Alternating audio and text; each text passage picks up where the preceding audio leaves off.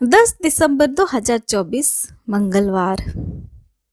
पहला पाठ ईसायाह का ग्रंथ अध्याय 40 पद संख्या 1 से 11।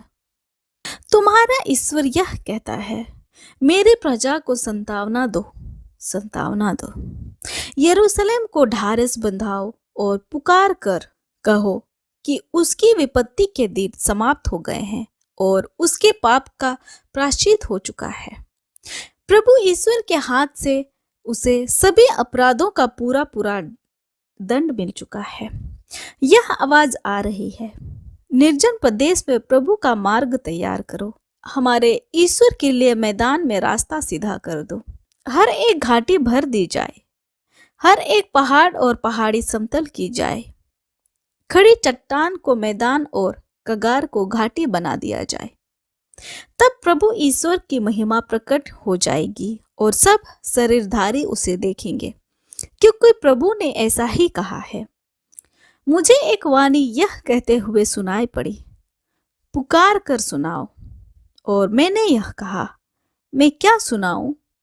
यह शरीरधारी घास के सदृश है और उनका सौंदर्य खेत के फूल के सदृश। जब प्रभु को श्वास उनका स्पर्श करता है तो घास सूख जाती है और फूल मुरझाता है। निश्चय ही मनुष्य घास के सदृश है, घास सूख जाती है और फूल मुरझाता है, किंतु हमारे ईश्वर का वचन सदा सर्वदा बना रहता है।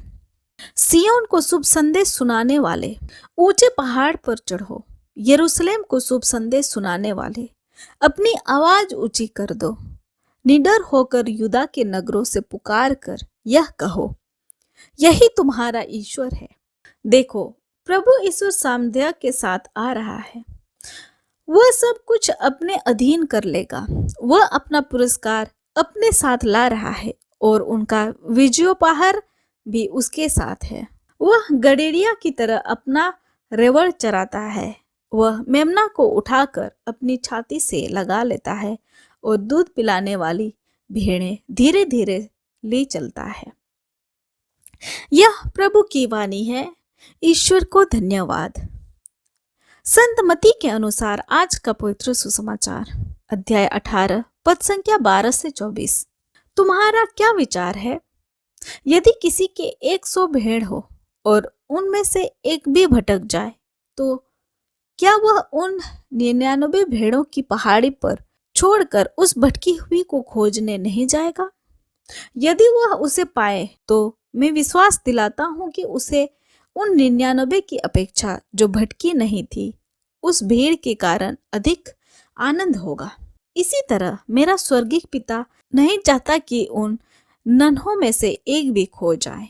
यह हमारे प्रभु यीशु ख्रिस्त का सुसमाचार है। ख्रिस्त की जय। आइए आज के दोनों पाठों पर मनन चिंतन करते हैं। आज का सुसमाचार बहुत ही छोटा है, केवल 3 पद।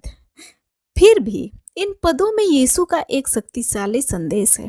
आज का सुसमाचार उस आदमी का दृष्टांत है जिसके पास 100 भेड़ें हैं, जिनकी वह देखभाल कर रहा है।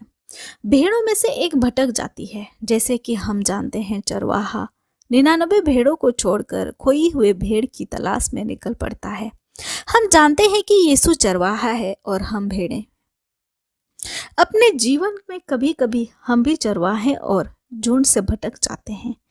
क्या आपको अपने जीवन का कोई ऐसा समय याद है जब आप खो गए थे, जब आप ईश्वर से दूर थे? उस समय आपके जीवन में क्या चल रहा था?